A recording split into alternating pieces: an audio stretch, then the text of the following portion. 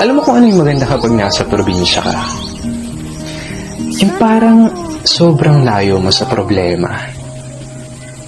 Yung mahuni ng ibon, sariwang hangin, na kahit sobrang bigat ng pakiramdam mo, kapag naranasan mo tong mga to, biglang mawawala na lang.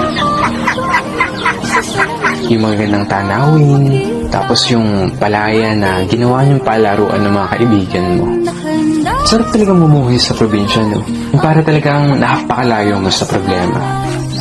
Yung parang napakalayo mo sa malupit na sistema ng mundo. Na kapag nasa probinsya ka, mararamdaman mo talaga yung halaga ng sarili mo kesa sa iba.